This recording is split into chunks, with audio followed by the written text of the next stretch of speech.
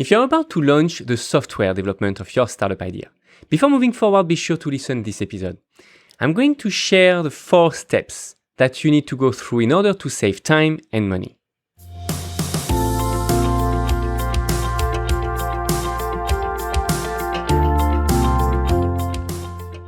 Hi, I'm Amaury, founder and CEO at My CTO Friend, where founders come to learn how to build their tech startup. With this Startup Snacks series available on both podcast and YouTube, we want to share the essential to make it easier for you to build your tech startup. So if you ever search for a provider to develop a website or an application, you might be tempted to get one or another because of the professional look of their website or because of their testimonials. But the real point is, will this company and their solution really fit to what you really want to achieve? Maybe what they did for others isn't the best solution for what you need, right? That's why, more than the solution, there is a principle that I've been sharing for years, which is quality in equals quality out. And this has 2 meanings. First, and the obvious one, is from a financial point of view. If you pay peanuts, you will get monkeys. Developers' rates is almost always representative of their technical skills, their technical level.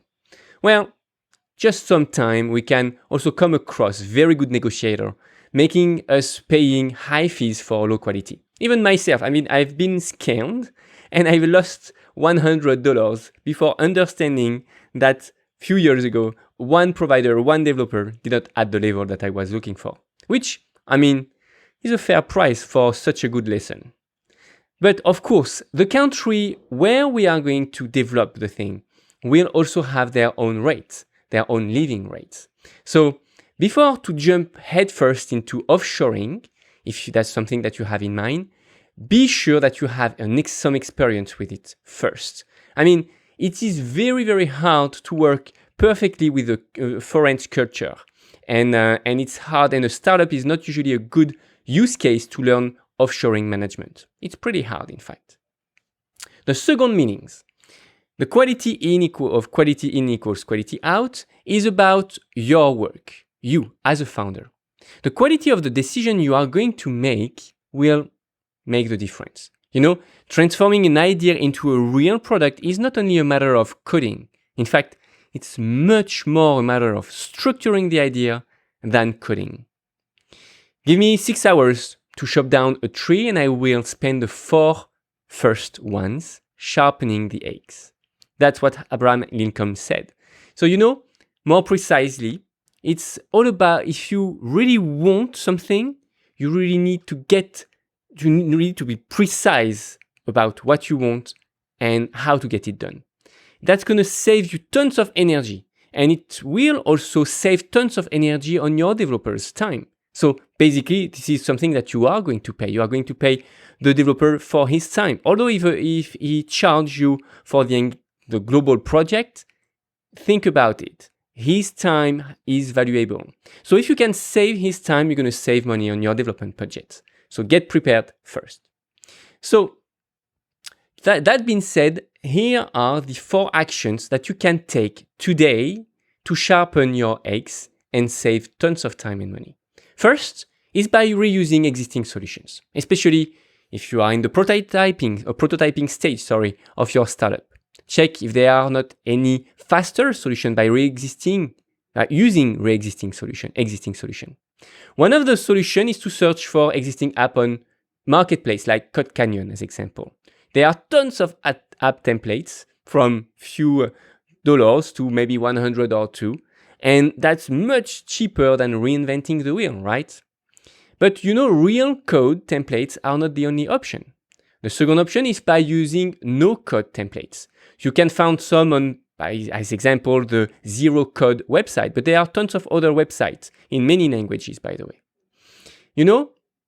What is good on this type of marketplace is that you can find marketplace app, dating app, service app, almost everything. Any type of app has been created already in no code. Next, you also have SaaS solution with monthly fees. So maybe you can find something quite similar as what you were looking for, but without upfront investments. That can be cool, right? So as example, you can check on Alternative 2. So if I search for ShareTribe, which is a technology for a marketplace, as example, I can find other technologies for other marketplace. So if you identify a solution at some point, a technology that can fit, then you can search for that technology and then one after another viewing and reviewing what are the other alternatives to this one again. Then the last one will be the open source solution. Open source are great, and you can check the website Awesome Open Source. If you search for, as example, Airbnb clone project, then you can maybe find some pages that are going to describe clones of this type of solution. And I mean, by clones, it's open source, which means that you will have not only the website, but also the code, and that you will be able to adapt it as you want. You know, it's not always like having an Airbnb website like this one. Sometimes you need to create things. But the open source can also save you tons of time if you reassemble a couple of blocks. I mean, you can have one specific block for the backend, another specific block for the front end, maybe another one for the mobile application, etc., etc. So be sure to double check the open source solutions that already exist. So remember, before starting any development, do some research on what can be reused. That was the first recommendation that I had for you. The second one is to focus on the smallest, but really the smallest solution that you need.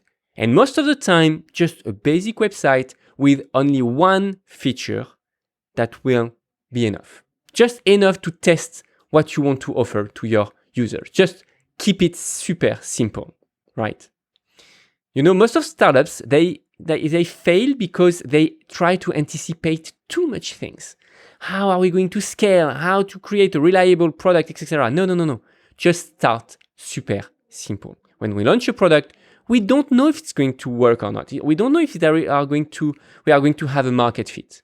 So the only way to know that is just to start as soon as possible, to share a little something to your users, a basic website, the basic feature that you want to scale at some point. So start with a small group, maybe 5 to 10 people, inviting them, of course, to get on a chat group, and then you can chat with them and understand really what are their needs, etc., etc. Very important. That's going to be the basic of the origin of your community. Then the third point is to provide clear specifications. And I'm not talking about having 50-page project or 50-page specifications document. That would be not agile at all and not flexible. I'm talking about being clear on what you want. So you need to provide drawings of the screens that you already imagine.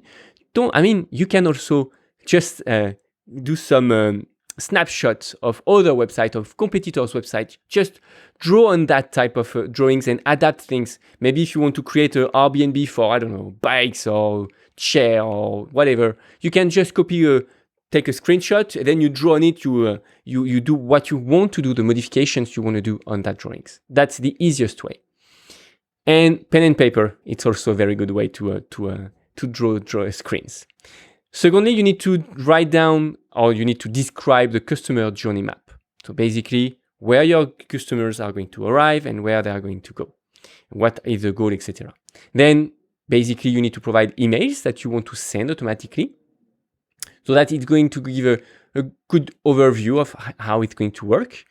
Business model explanation, very important as well. Explain how you're going to make money with this website or with this application, with this concept. And provide a bit of long-term vision as well, just to help your developers, your technical team, your agency to imagine what your product will be in maybe 3 years from now, 5 years from now, and then making the right technical decision accordingly, of course. And last but not least, that's maybe you can guess, this is to choose the right technology. You cannot really understand how important it is until you see the impact it has. There are thousands, literally thousands of technologies available out there. Millions of ways to create a software. So get an objective help before moving forward. Don't partner with the first agency you met. Maybe you need to to identify if what they really offer is really an optimized solutions. Most of agencies can do whatever you want. I mean, if they are good enough to code, they can code whatever you want.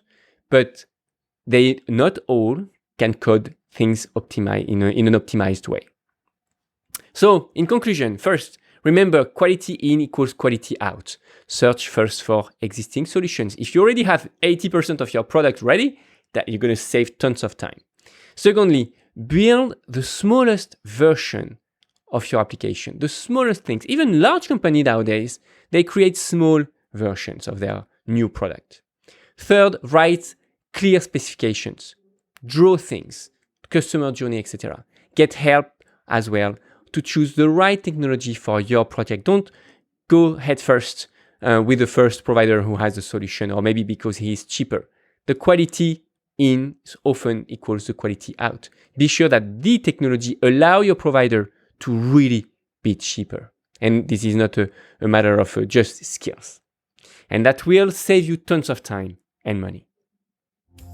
If you enjoy learning with us and if you want to learn more, consider subscribing and help us spread the word by hitting the like button and by sharing with your entrepreneur friends.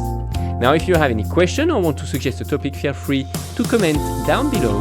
And you can also check out our website to see how our program works and how you can join.